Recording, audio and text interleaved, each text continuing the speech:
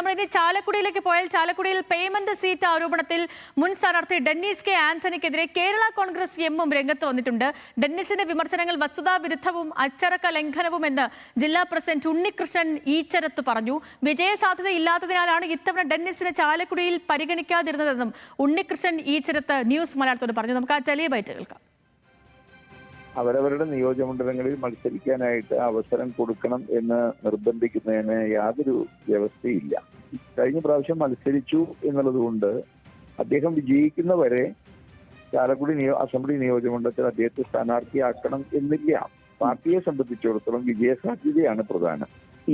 ഡെന്നിസിന് കഴിഞ്ഞ പ്രാവശ്യം ഒരു അവസരം കൊടുത്തു പാർട്ടി.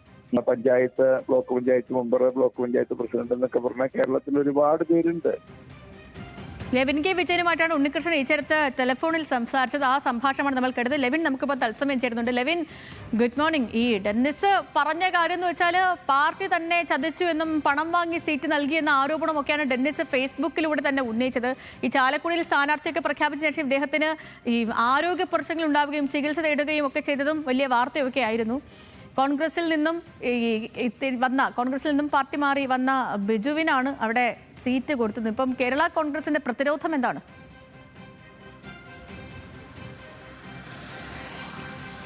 സേതു, കേരള കോൺഗ്രസിനെ സംബന്ധിച്ചുകൊണ്ട് ചാലക്കുടിയിലെ സീറ്റ് പേയ്മെന്റ് സീറ്റ് ആണെന്നുള്ള ആരോപണം ഉന്നയിച്ചത് മറ്റൊരു രാഷ്ട്രീയ പാർട്ടിയിൽ നിന്നുള്ള മുന്നണിയിൽ നിന്നോ ഉള്ള ആളല്ല, സ്വന്തം പാർട്ടിയുടെ സ്റ്റിയറിംഗ് കമ്മിറ്റി അംഗവും അതോടൊപ്പം തന്നെ മുൻ സ്ഥാനാർത്ഥിയുമായിട്ടുള്ള ഡെന്നിസ് കെ ആന്റണിയാണ്. അതുകൊണ്ട് തന്നെ കരുതലോടുകൂടി തന്നെയാണ് കേരള കോൺഗ്രസ് ഈ വിഷയത്തിൽ നിലപാട് സ്വീകരിക്കുന്നതും പ്രതിരോധം തീർക്കുന്നതും. പേയ്മെന്റ് സീറ്റ് എന്ന ആരോപണം, ഡെന്നിസ് കെ ആന്റണി ഉയർത്തിയ ആരോപണം, അത് വസ്തുതാവിരുദ്ധമാണ്. പാർട്ടിയുടെ സ്റ്റിയറിംഗ് കമ്മിറ്റി അംഗമായിട്ടുള്ള ഡെന്നിസ് നടത്തിയത് കടുത്ത അച്ചടക്ക ലംഘനമാണെന്നും ജില്ലാ പ്രസിഡന്റ് ആയിട്ടുള്ള ഉണ്ണികൃഷ്ണൻ ഈച്ചരത്ത് നമ്മളോട് പറയുന്നു. അദ്ദേഹം പറയുന്നത് കഴിഞ്ഞ തവണ ഒരു പ്രാദേശിക കോൺഗ്രസ് നേതാവായിരുന്ന ഡെന്നീസിനെ സ്ഥാനാർത്ഥിയായി മത്സരിപ്പിച്ച പാർട്ടിയോട് ഇത്തരത്തിലുള്ള നടപടികൾ ചെയ്യാൻ പാടില്ലാത്തതാണ്. മാത്രമല്ല ഇത്തവണ വിജയസാധ്യത ഇല്ലാത്തത് കൊണ്ട് മാത്രമാണ് ഡെന്നീസിനെ വീണ്ടും സ്ഥാനാർത്ഥിയാക്കാതെ ഇരുന്നതെന്നും 30-40 വർഷം കേരള കോൺഗ്രസിൽ വിദ്യാർത്ഥി സംഘടനാ കാലം മുതൽ പ്രവർത്തിച്ചു വന്ന ഒട്ടേറെ ആളുകൾ ഉണ്ടായിട്ടും ഡെന്നീസിനെ പോലെയുള്ള ആളുകളെ സ്ഥാനാർത്ഥിയാക്കിയത്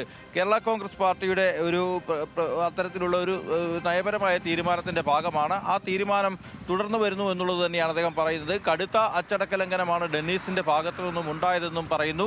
നിലവിൽ തെരഞ്ഞെടുപ്പ് നടക്കുന്ന ഘട്ടത്തിൽ ഇത്തരത്തിലൊരു അച്ചടക്ക നടപടിയെക്കുറിച്ച് പാർട്ടി ആലോചിക്കുന്നില്ല. പക്ഷേ സ്റ്റിയറിംഗ് കമ്മിറ്റി അംഗം കൂടിയായിട്ടുള്ള ഡെന്നീസ് നടത്തിയ ഈ പ്രസ്താവനയ്ക്കെതിരെ നടപടികളെക്കുറിച്ച് ആലോചിക്കും. പാർട്ടി ചെയർമാൻ അടക്കമുള്ള ആളുകൾ ആലോചിച്ച് ഇക്കാര്യത്തിലൊരു തീരുമാനമെടുക്കുമെന്നാണ് പറയുന്നത്. ഡെന്നീസിന് ചാലക്കുടിയിൽ വിജയസാധ്യത ഇല്ലായിരുന്നു, പാവപ്പെട്ടവനായിരുന്നു എന്ന് അറിഞ്ഞുകൊണ്ടാണ് അദ്ദേഹത്തെ 2021 സ്ഥാനാർത്ഥിയാക്കിയത്. ഡെന്നീസ് സീറ്റ് ലഭിക്കുന്നതിനെ ആർക്കെങ്കിലും കേരള കോൺഗ്രസിൽ പണം നൽകിയിട്ടുണ്ടോ എന്നതടക്കമുള്ള കാര്യങ്ങൾ വ്യക്തമാക്കണം.